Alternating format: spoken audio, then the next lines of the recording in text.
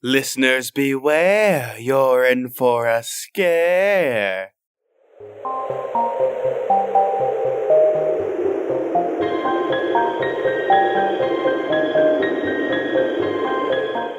Wow, gee whiz, I got this camera, Meg. Wow, it's got no serial number or manufacturer name on it. Yeah, it's weird. I think those hipsters call it like a Fuji camera. I don't know, but there's nowhere to put the film into it. Oop, I'm gonna take a picture. Is that okay? Yeah, sure. Oh, okay, I got it. Ooh, here it comes out. I didn't know it was one of those weird instant cameras. Oh no, the picture says with skeletons. Maybe the camera's broken. Yeah, screw this camera. Oh, spooky, scary stuff. Spooky, scary skeletons. Hey guys, welcome back to Nightmare on Fear Street. I am your host, Zach. And I am your other host, Meg. And we've been away for a while. We have. It's because of the camera. It made us disappear, and then... my dog Rosie got sick of it and tore up the photos, and we reappeared again. And we're just like, why has it been like 3 months? But they probably won't know that, because we're going to release the body parts episode and then this one, so it'll feel like the body parts episode was the first episode back. Yeah. I'm shifting my eyes right now. Yeah, we've been here the whole time. So, I guess we should give explanations on where we've been. Meg, do you want to go first? If you want an explanation for where I've been, you can listen to the latest episode of my show, the Trivial Terror Podcast. I kind of go into it a little bit more. But the long and short of it is, I went on a long trip. I actually went to Providence, Rhode Island, birthplace of noted spooky, scary man, H.P. Lovecraft, and I had a pretty good time. That sounds like a very swell vacation. We decided to take a hiatus because Meg was going around the world through Europe. Well, I went to London. Didn't you go to France as well? The last time I went to France was like years ago. I haven't been to France. So she went to London, then she went to America, and then for me, I decided to go up to the mountains to Big Bear, and it was like one of the beautiful experiences of my life. I got lost like 6 times around this stupid lake, and I ended up stopping at a forest station so I got lost in the middle of like this lake because Big Bear is a gigantic frickin' lake. And I had to find directions, so I went to this nature discovery center where this guy, park ranger was like, oh yeah, I can give you directions, and he noticed that I was listening to a fantasy audiobook where we ended up talking for like 30 minutes about fantasy and how he's a Gandalf impersonator. Oh, wow. It was really weird. You made a friend. I made a nerdy friend. So, long story short, I had a really interesting experience changing jobs as well as, good for going you. on with life. Life's good. Life is good, yep. Yeah, so we're gonna get back to the show more seriously. Yeah, we're gonna take it super serial. Yeah, super serial. Except, when we talk about cameras that destroy people's lives. Oh boy. So this week we read Say Cheese and Die, and let me tell you, on my holiday I read a lot of books. I read a lot of H.P. Lovecraft. I read a book called After Dark by Haruki Murakami, and I started reading Kraken by China Mayville, and after like a month of reading really good books, really good like horror and dark fantasy books, coming back and reading Say Cheese and Die was a little bit painful for me.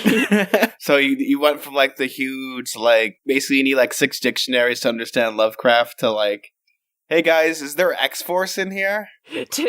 Yeah, we're so bored standing around and talking about how bored we are. Maybe we should sit down and talk about how bored we are. Womp womp.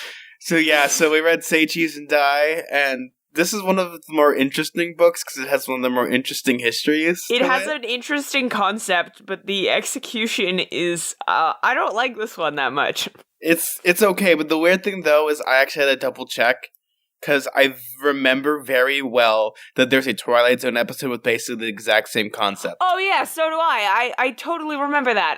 The whole time reading this, I was like, is this a Twilight Zone episode? It is a Twilight Zone episode, that's why. Yeah. So I guess R.L. Stine got the inspiration from, there's an episode where these thieves steal a camera and they start taking pictures and it predicts the future, but in like really messed up ways. Now, what I don't get about the camera in this book is, does it make the bad things happen? What do you talk? Okay, remember the guy stole it. Spidey stole it, and the guy that actually invented it was like a dark sorcerer, and he cursed the camera. Yeah, that's so weird. It's like, I'm a scientist, but I am also a master of the occult. I just like imagine like he's building this camera. And he's just like, I guess I should put it in this pentagram. Yeah, then he like sprinkles some black fairy dust on it. If no one can have it, I will curse it. Yeah, if I can't have it, no one can. Lightning crackles from just like his laboratory is on a mountain cliffside. I'm imagining him. He's wearing a lab coat, but then on his head he has like a wizard's hat. No, what are you talking about? No, it's a lab cape, not a lab coat. Yes. We are getting ahead of ourselves. So, Meg, do you want to describe your cover? Because I'm pretty sure you have the different cover than I do. Okay, because I bought my books recently, I have the Naughties reprints. And this one is probably, like, of the new covers, this is one of my favorites. It would make a good movie poster. You know, what you want for a Goosebumps cover. So, basically, it's very red tinted. You've got a house at sort of a Dutch angle in the background. And, there is a person whose arm is in the frame, you don't see the rest of them, lying, presumably dead, on the ground, with the camera falling out of their hand a little bit. And in the camera, the lens is cracked, and you can see the reflection of a skull. Dun dun da da. Dun dun dun. And then there's mine, which I wanted to describe it to this. It's a Polaroid picture, and it's a bunch of skeletons having a barbecue. Oh no! Oh, that's the spookiest thing. And the podcast now, that was too spooky for me. Yeah, no, it's so spooky because they're having the barbecue. The dad's got like a chef hat on. He's drinking. It's a beer, but he's drinking soda, and everyone's a skeleton except all the skeletons have hair for some weird reason. Yeah, I mean, it's like if they didn't have hair, how would you be able to tell which skeletons were the girl skeletons? Oh, you're right. Except, like, the funny thing, though, is, like, all the skeletons, like, are all, like, wearing, like, mom jeans. I know! That's the best thing about that cover, is the fact that, like, all of the skeletons are wearing, like, 1990s, like, suburban family clothes. Like, the mom skeleton has her mom jeans and her tank top and her, like, blunt bangs haircut. And the dad skeleton has his, like, Kiss the Cook apron and a little hat, and he's wearing, like, an orange collared shirt, and then, like, the one, like, bro skeleton has, like, a snapback. And a t-shirt, and then shorts. It's such a silly cover. I love it. The one thing that, like, confused me the first time I saw it is, why are they cooking food if they don't have stomachs? Well, it's because they're not really skeletons. The camera just made them be skeletons in the photo. Dude, that would be, like, the worst existence.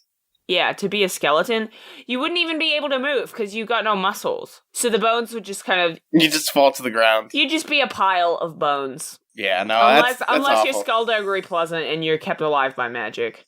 Or you're Skeletor! But he's not a skeleton, he's a buff guy with a skull for a head. Yeah, because he melted it off with acid.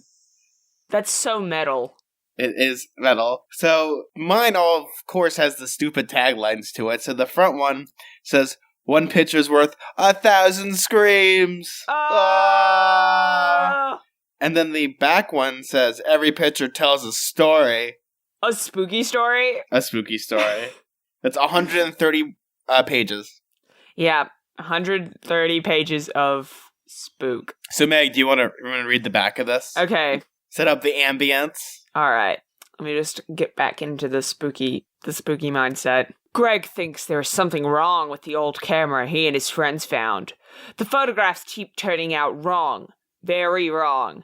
Like a snapshot Greg took of his father's new car that shows it totaled. And then Greg's father is in a nasty wreck. But Greg's friends don't believe him. Sherry even makes Greg bring the camera to her birthday party and take the picture. Only Sherry's not in the photo when it develops. Is Sherry about to be taken out of the picture permanently? who else will fall for, who is going to take the next fall for ... the evil camera. Dun dun dun. Who else is gonna say cheese and die? What happens if it's again? We'll get to that. I don't know. I want to say it's cleverly stupid. It is. I mean, like, he's taken something that's like a very cool idea of a camera that predicts the future, but the way it's executed is just like, guys, do you get it? The camera tells the future. Do you get it? Let's show it to you again to make 100% sure. Over and over again. Yes. Oh, God. And then there's, like, bully characters that come, like, 5 pages before the end. And they steal the camera and they take pictures of themselves with it. Yeah, and then there's the main villain, Spidey, which... Yeah, who is the first, like, person who gets killed by a Goosebumps main character? His name's Spidey. Unless you count, like, the first actual human that a Goosebumps child has killed. Because they take a picture of him so that the Flash will... He's like... Okay, so we should go through the plot. Yes. We are going about this all out of order. Nobody is going to know what's going on. No, okay. So, Greg and his friends are all hanging out, and they're so bored. They're so bored that they can do nothing but just rant about how bored they are. And they live in a town that has the funniest name of What's the name of it? Pitt's Landing. And the kids are all like, man, Pitt's Landing is the pits. The sad thing is I looked up because there's a part like, we're going to go to Santa Clara, and that's in Northern California. So far, we're 2 for 2 with Northern California. Yeah. So, and Isn't Santa Clara where the movie The Lost Boys takes place? I don't remember. Yeah, isn't it like that's the problem with Santa Clara? All these goddamn vampires. Oh, I think you might be right. It's been a while since I've seen The Lost Boys. Me too, but I love that movie. Oh, come on. And they're making a TV show, so I'm excited. Oh, boy! Anyway, they're gonna go to the comic book store, but they don't have any money. And then they decide they want to go to the Dairy Queen, where the brother works. But they don't have any money. Dairy Queen. Have you seen Guardians of the Galaxy 2 yet? No. Okay, because there's a joke about Dairy Queen in that movie that made me think of this this book. I love Dairy Queen. I wish we had Dairy Queen in Australia. Dairy Queen is really, like, underrated. I think the food's actually kind of good at Dairy Queen. Yeah, like, the chicken and chips at Dairy Queen is pretty good. The last time I went to a Dairy Queen, I was like, I really would like a burger or something, so I go in there, like, oh, unfortunately, we just put all our shipment in, so we can't really give food for a while. Would you like an ice cream? I can't even remember if I've had an ice cream at Dairy Queen. I usually just get the chicken and chips. Because I live for that, like, fast foody American fried chicken, because you cannot get good fried chicken like that here. That's surprising. Our KFC is bad. Wait, KFC is just bad in general, so... KFC's terrible. KFC is terrible. Greg and the friends are all, like, complaining about getting the new X-Force comic, which is the one hip kitty reference. What is X-Force? It's X-Men. It's, like, what Deadpool is a part of. Like, X-Force. Oh, yes. We're getting an X-Force movie. Oh, good. Is Deadpool gonna be in it? I think so. Because Cable is a part of X-Force as well. Oh, yeah, Cable! They're really bored, so they decide to do the, old American thing and go across the street to the creepy ass house that's been abandoned for years. I just gotta say that the French, the girl of the group, the token girl, Shari, she is wearing the most R.L. Steiniest outfit Is possible. she wearing leggings? She's got leggings as pants, but not only that, they are fluoro green. And she's wearing a big yellow jumper over it, and she has crimped black hair, and she's wearing white high-top sneakers, which is the most R.L. Stein protagonist outfit of them all. Yeah, and the weirdest thing is the way they described Greg was they described him like a young Ryan Gosling. Foreshadowing. Do you think R.L. Stein wrote the role with Ryan Gosling in mind? No, he took a picture of like what he wanted, and it turned out to just be like Ryan Gosling. Yeah, pre-fame Ryan Gosling. Yeah, okay, so should we explain this stupid joke? Yeah, a pre-fame Ryan Gosling, tiny baby Ryan Gosling played Greg in the television version of Say Cheese and Die. He has, like, the stupidest bowl cut I've ever seen in a man. I know, it's such a 90s, like, it's that stupid, like, bowl cut with the curly fringe at the front. Oh my god, like, if I ever meet Ryan Gosling, it's like this weird thing I've always wanted to do with, like, celebrities that I like. Just pick the most obscure thing they've ever been in, and be like, dude, I loved you, and Say Cheese and Die, and see what that's happened to me once. Has it? When I was at the Yabun Festival in Australia Day, which is it's like an Aboriginal cultural fair with like a lot of like activist talks, and they do protests and stuff. It's really cool and fun. But I went there for Australia Day this year, and I ran into Miranda Tapsell, who is a local actress she's in The Sapphires. She plays one of the sisters in The Sapphires, and she's also in a lot of TV here. She's in Love Child. She's in Redfern Now. She's in... I'm just nodding my head, but I have no clue what any of those shows are. The Australians in the audience will get it. They'll know. You look her up on IMDb, Miranda Tapsell. But The Sapphires is sort of like her big role that she did, because that was like, I think she's been in other movies, but The Sapphires was the only one that was like really popular. And also like her role, she's got a recurring role on the TV show Love Child.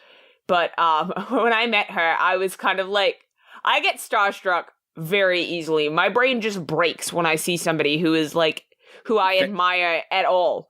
And so I was talking, I just said, hi, you're Miranda Tapsell. I really loved you in Redfern Now. And she looks at me and she looks really confused. And she goes, okay, I was only in that for one episode in the first season. And I was like, yeah, but it was the best one. I feel like then there's like, okay, I need to back away slowly because she's watched everything. No. If I ever meet Jack Black, the one thing I'm going to ask him is, I loved you in Waterworld. If I ever meet Jack Black, I'm going to say I loved you in Never an Ending Story Part 3. Yeah! Also, did you know that Catherine Isabel of Hannibal and See No Evil and American Mary fame is in Goosebumps as well? What episode she's in? She plays Kat in Don't Look Under the Sink or whatever it's called. And right. She's the one that like picks up that's that famous set of screen caps that gone all over the internet. A potato growling. Ah! And if I ever meet Catherine Isabel, I'm gonna say I loved you in Goosebumps. Can you hold this potato? No, if I ever meet Ryan Gosling, I'm just gonna hold up a copy of Say Cheese and Die. So where were we up to? Yeah, Spidey. Spidey is this homeless man who squats in the old creepy house, and they're all scared of him because he wears all black and he scuttles around and he looks like a spider, but like, Spidey just makes me think of Spider-Man. Yeah, it's like emo Spider-Man from Spider-Man 3. Yeah, he is emo Tobey Maguire from Spider-Man 3. That's our fan cast for the movie that we're making of Say Cheese and Die. Tobey Maguire is Spidey. Ryan Gosling can come back and play Greg, even though he's an adult. CGI his face and make him young. Yeah, they'll CGI him to be shorter. So, they go to the spooky house, which incidentally made me think of the 2002 movie Spooky House, starring Ben Kingsley. Oh, I love the movie House. The movie House is a trip. It's one of my favorite horror movies ever, because it's just... It's so insane! It's so stupid. The best bit is when the guy, like, goes to the truck stop, and the guy at the truck stop waves his arms at him, and then he starts going banana, and then he starts, like, moving backwards, and then the next day he's a pile of bananas. There's, like, a scene of that in this book. Yeah. It's the part with, like, the guy pulls up, and, like, Spidey's chasing him, okay, I'm gonna call the police. Yeah. And then he just drives away. That was great. So they go into the basement, and they discover that there's a secret compartment with this awesome camera in it. But they also find all of these fancy dress clothes, so they're like, oh, let's take pictures of ourselves wearing them, like a red feather boa and a blue cape. And this, what is this, the 90s? And a pimp hat? Yeah, it's almost like this book takes place in the past. Yeah. So they start taking photos, and they realize something. Was it Greg's friend Bird? Yeah, Bird, after he poses for the photo, he immediately, like, rolls his ankle and falls through a hole in the floor. And then Spidey's like, my Spidey senses are tingling. Who's in my house? And they're like, oh no, and they try really hard to get out. Yes, but because Bird's leg is all broken, they get out through the window. Yeah, they climb out through the window into the backyard, and then they go home. And then when they go home, they look at the photo, and they see that in the photo, Bird is falling through the air. Yes, like falling through the hole in the floor. And Michael's like, "Hey, that's such a cool action shot of Bird falling." Yeah, you're such a good photographer. Like, but I didn't take it. And then they think, then they're like, "No, we just remembered it wrong. We just remembered it wrong. We must have taken it as he was falling." Yeah, that's it. But then he goes home and his dad's got this cool new blue station wagon. It's a mom car. My mom had a blue station wagon when I was a child. Yeah, it was a Volvo and it had no airbags, so it was the only car I was allowed to sit up the front in. Then Greg's dad is like, look how awesome my car is. It gets like 15 miles to the gallon and it smells this vinyl. Smell it.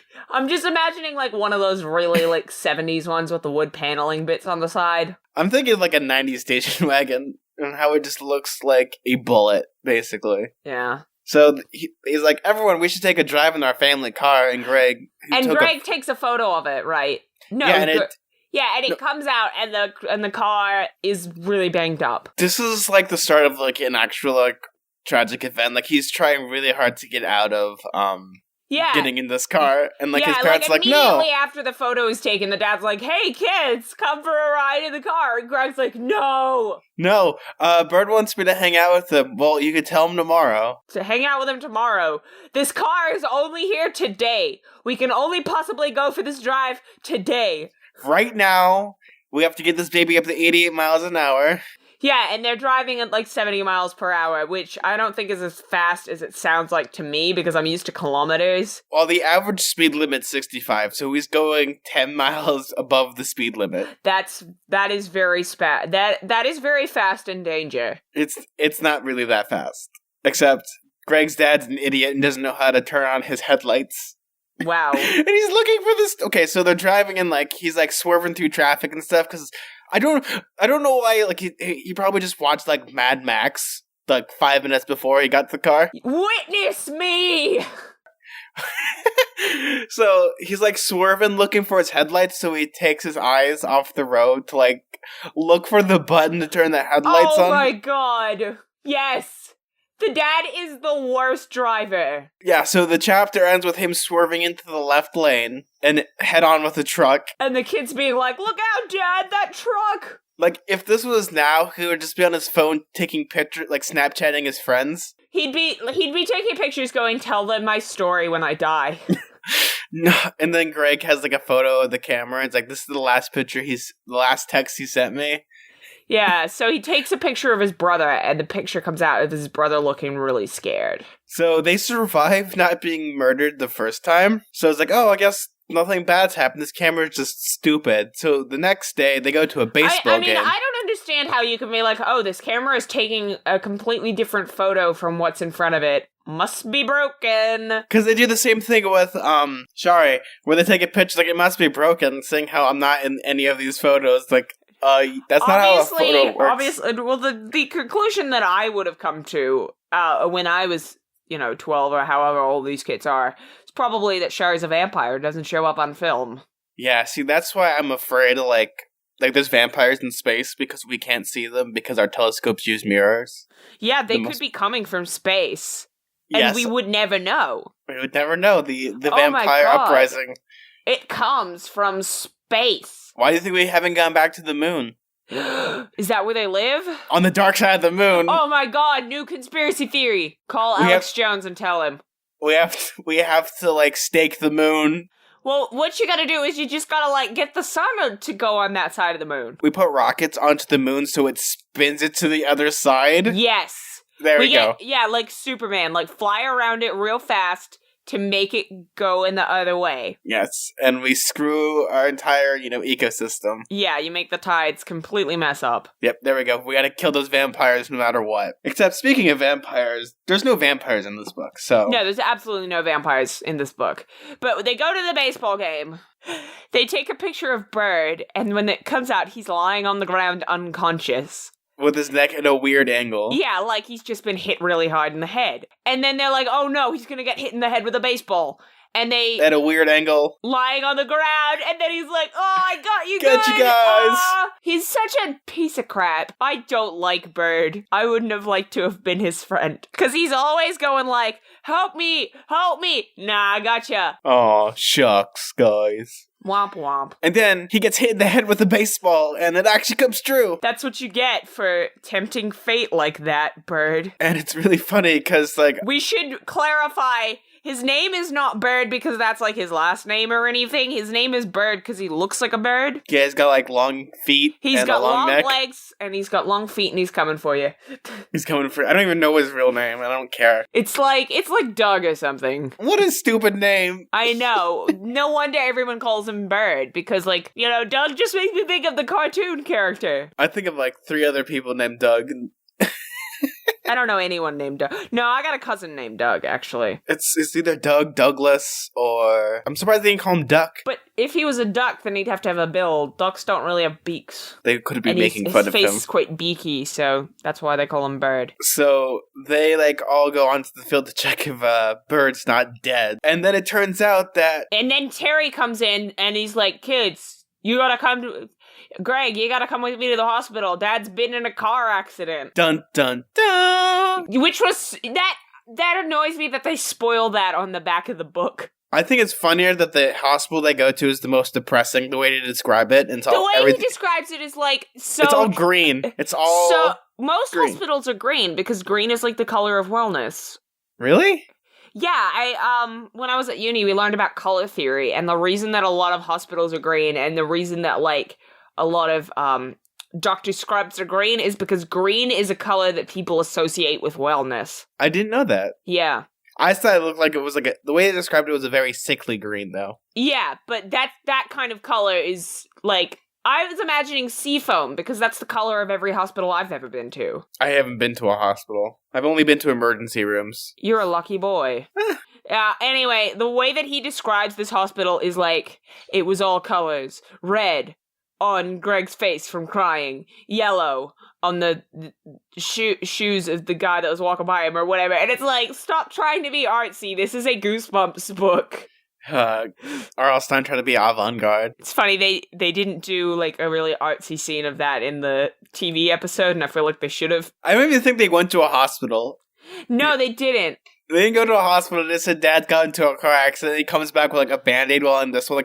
I just broke a couple ribs, my arm, and I have a massive concussion. Yeah, it's fine. I just don't...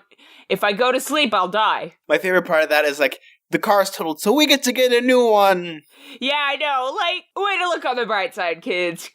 He's like an optimist. Yeah, keep being optimistic. We love you for it, kids. It could be worse. They could have that really gross scene in Series of Unfortunate Events with the leg. Ew. Ew. Yeah, it's so... He's like the Thing. He has no bones. He's got no bones. No bones, Phil. That's okay. And they have the cast, the exact same thing of Yeah, and it's shaped like the stamp. It's so disgusting. Oh my god, it's gonna be so stupid when they have the Queequeg. Yeah, and he comes back and his leg is still shaped like that. No, it's gonna have a bite out of it. Watch. Oh yeah, because the shark, as we discussed in episode 9 of Trivial Terror. So anyway, then Shari is you gotta bring this camera to my birthday. It's gonna be a fun time. Even though she has been shown empirical evidence that the camera shows the future. Nah, it doesn't. It's all fake. It's all fake. Everything's fake. Well, no, the weirdest thing to me is when they take the camera apart, they're there's nothing in the inside. There's no moving parts to this camera. No, they can't even take the camera apart. It just there's no moving parts. There's nothing that they can take the camera apart with. And my reaction to that was, other than the no-name thing, that couldn't be, we can't take this camera apart, it's got no moving parts. The camera was designed by Apple. Oh boy, yeah, so they They take a picture of Shari at her birthday party, and she doesn't show up in the photo. Yeah, it's super weird. And then they take another one, and it's super weird, and it's like, hey guys, we're gonna play Truth and Dare in the middle of the forest. And then Shari disappears. Yes. And the only reason why they found out that she disappeared is because they were cutting the cake, and like, why isn't the birthday girl here? Oh, so dramatic. So they decide that if they're going to get Shari back, they have to go back to that spooky house. Yeah, no, you forgot my favorite part. The part where Greg gets interrogated by Officer Riddick. Oh, yes. The entire time I was thinking like Vin Diesel. Okay, so we also have Vin Diesel as cast. Oh, definitely, yeah. Who should play Shari? I don't know. Michelle Rodriguez? Michelle Rodriguez, because she dies, basically. She dies and she comes back, but she dies a little bit. So he's just like, I got some questions for you. What was that, Vin Diesel? I got some questions for you. So he gets interrogated, like, why are you so sweaty? And it's like, oh, it's the camera does it, and the cops just back away slowly. You know what, if you killed her, you can just say, you don't have to blame it on a camera, buddy. You know, Son of Sam, dog told him to kill people. Greg made someone disappear with a camera, I love that. Same thing. Like, it's the camera, see? Every time I take a picture, and the Officer Riddick is like, son, that's enough. Yeah, we need one last ride. Like, why don't you just, take a picture and prove it to him? Police officer, and then, in the photo, he'll have why are you a baby tree?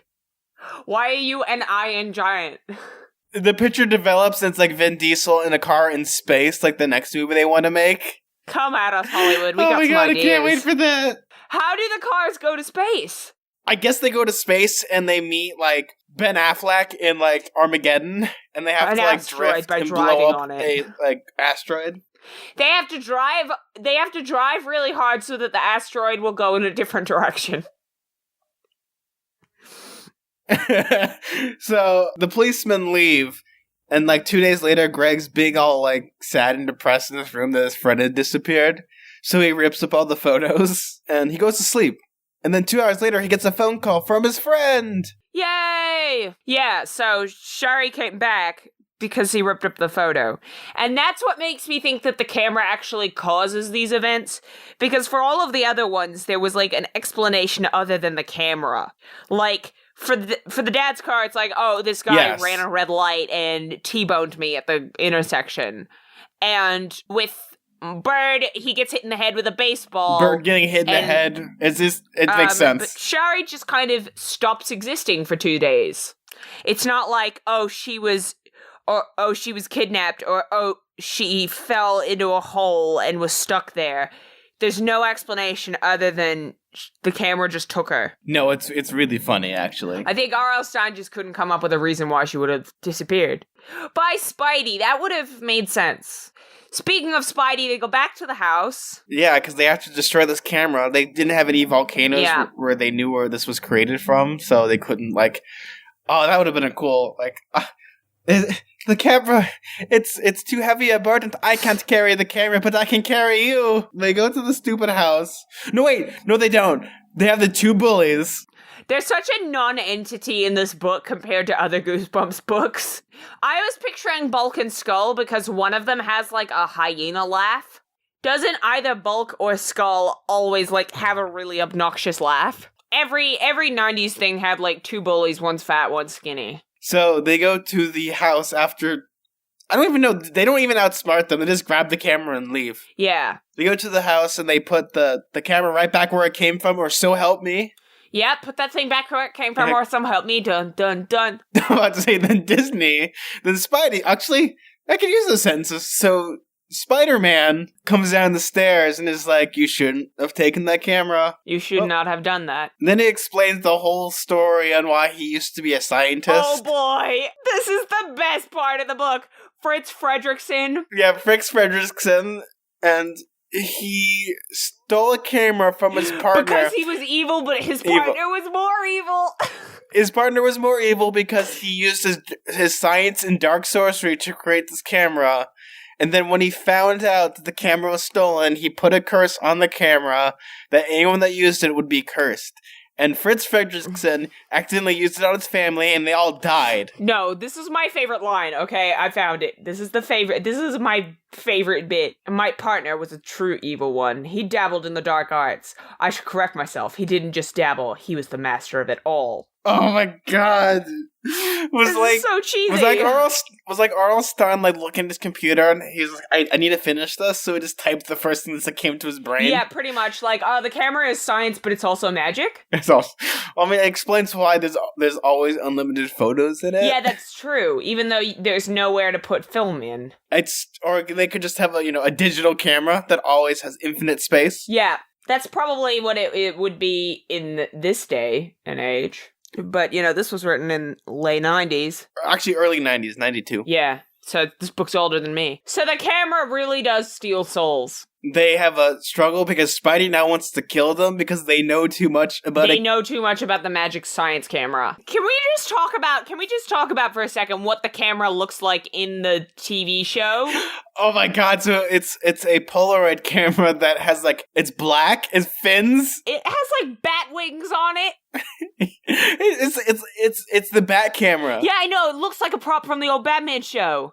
Robin, get me my Bat camera so I can take a picture of the Joker and make him disappear. It's like the stupid. I want to get that prop, and actually, I want Ryan Gosling to sign that stupid prop. And I don't even know how it would have worked because it's kind of shaped like a car. And you hold it at the bottom, and I don't even know where the picture-taking mechanism is. And I can't see where the lens is because it's got two, slits in the front. It doesn't matter, it's a magic science camera. Made by a wizard. Yeah, made by a scientist wizard. A dark sorcerer. A dark sciencerer. God, stupid. This is such a stupid book. So then Shari does the most smart thing and takes a picture of Fritz Fredrickson. Yes, and he dies. Yeah, he falls down the stairs and breaks his neck or something. No, he gets a heart attack. Oh, the children of this Goosebumps story are the first Goosebumps children to have killed a man. Then they decide to put the camera back. And then they go back to the house and they called the police and said that they were going in this house and they found him dead. Yeah, we found him like this, officer, honest. Except our prints are all over the place and probably on the body and on the camera. Well, no, they don't have the camera. They hid it back in the maybe DNA evidence. Yeah, but you can't have if he had a heart attack and fell down the stairs. They didn't touch him. Well, they could have frightened. Okay. But they could have frightened him. I guess I guess it's like manslaughter in that sense. Manslaughter always sounded worse than murder. Sounds like you're some weird demonic butcher. Yeah, manslaughter. Man, the most dangerous game. That just makes me think of Poultrygeist, Night of the Living Dead, and how Night of the Chicken Dead, and how the poster is human, the other white meat. Unless you're black, then it's dark meat. Unless you're whatever, then it's... And then it just keeps going. I'm so mad that I didn't get the chance to work on that movie. That movie was so good. The last thing that happens is the bullies get the camera. Yeah, they saw everything. They could have gone to the police and told them what happened. And how, Greg and Shari murdered this man. They could be extorting these kids for lunch money or whatever. Give me your baseball card collection. Or I'll tell the police that you killed a man. So then they start taking photos of each other, and then the book ends. Implied that those two are gonna die horribly, probably. They probably died horribly, or they disappeared. I'm just imagining, one of those epilogue things where it's, freeze frames, and then it goes black and white, and it's, Joey and Mickey died immediately after this book ended. Greg decided to change his name to Ryan Gosling because he was too afraid that Spidey's family would find him. But Spidey's family's all dead. It's the perfect crime. No one will miss him. Yeah, because he's a weird homeless man. Yeah, he's a homeless scientist, and his name is Fritz Fredrickson. Oh my god, this book... Okay, so this book was really bad. It was bad. It was not stay out of the basement, if you will. It's not scary at all. It's just really stupid. It is. And the characters are so dumb. It's maybe this camera's broken. Yeah, no, there's a lot in this book that just doesn't... They keep saying the exact same thing over and over again, and I was getting really bored reading this book. I know, it's just every 5 pages, it's maybe it was the camera. Yeah, R.L. Stein, it was the camera. We get it. Please tell the story. And then there's a sequel to this book, and I don't remember the sequel. I remember the sequel because it's there's there's another camera. Isn't there like a part where Greg starts getting fat? Yeah, Greg takes a picture. Like, Greg and Shari take pictures of each other, and Shari starts to rapidly lose weight, and Greg starts to rapidly gain weight, and his teachers make fun of him, and it's like, teachers, you're mean. You're being mean to this boy. Stop it. That's the only part that I remember from that book vaguely. It was because it's the stupidest part in that book. Do you have any other thoughts on this book, Meg? No, I don't really, because it was the camera. Maybe it was the camera. Zach, it was the camera. No, it couldn't have been. It was the camera. If you look at the signs... How do you know? If you look at the signs, such as all of the times that they said it was the camera. No, this is a lie. This is impossible. This can't be true. So, what do we have to look forward to next week? Okay, guys, this is the part of the show where we're going to pick the next book for next week. Are you ready, Meg? Are you feeling spooky? Yeah, I'm ready. Spin that wheel. How to Be a Vampire. Oh, I've been waiting for this day my whole life. Oh my god. What? I love vampires. I am going to say many things about vampires. What's your favorite version of vampires? What We Do in the Shadows. What We Do in the Shadows? Down. That's fine by me. That's my favorite vampire movie of all time. Oh, Peter. Oh, Peter. Oh, Peter. Justice for Peter. You know what happened when they made that movie? They lost Peter's bones in the water. They had to call, I don't know, like the Australian authorities? Yeah, they had to call the police and tell them that if anyone found any bones, it was because of their movie. That's one way to make a movie. Yeah. I don't know. For me, I think Fright Night. Fright Night vampires. Oh, really... Fright Night's good. That's one of the only movies that I think the remake is just as good as the original. I liked it, except I really didn't like David Tennant in that movie. I thought he was alright. I just generally like David Tennant, though. I'm excited, though, to read this, just because we're going to learn about vampires and how to become a vampire. Yeah, because as we've established, you are a vampire, Zach. No, you're a vampire. I want to be a vampire, which is why I want to read the book, How to Be a Vampire. Yes. Well, I'm not going to be I'm not a vampire. That's my friend Angelica. She's a vampire. Okay, well, Yeah, wait, literally yesterday, we went to Michael's. It's the craft store. Yeah, I know Michael's. They had these huge, gigantic, like, steak-like, knitting needles, and I picked one up, and I was like, hey, I'm gonna make sure you're not a vampire, and she kicked me and ran away. Amazing. So, I can now confirm that I know a vampire. What a good thing to know. Anyway, let's start wrapping this up. Thanks, guys, for listening to another great episode. Hey, Meg, where can they find you? You can find me at Meg Tuden on Twitter. That's at MEGTUTEN or sodasodabanana.tumblr.com. Yes, and you can find me at Suda41, or you can reach the show at Night Fear Street on Twitter. You can email the show at nightmarefearstreet@gmail.com, or you can just follow us on our web zone at ghoulishfancies.com. Radicool. Yeah. So, we're going to wait for these photos to get developed. And yep. And then when they're developed, we're going to say cheese and die again. No. Though, ironically, I've been taking a lot more nature photography, so this is funnier. Did you take any pictures of, like, trees breaking their limbs? Yeah, how did you know? Because I can see the future, too. Oh my god. So, thanks, guys. I'm Zach. I'm Meg. And stay spooky. Bye.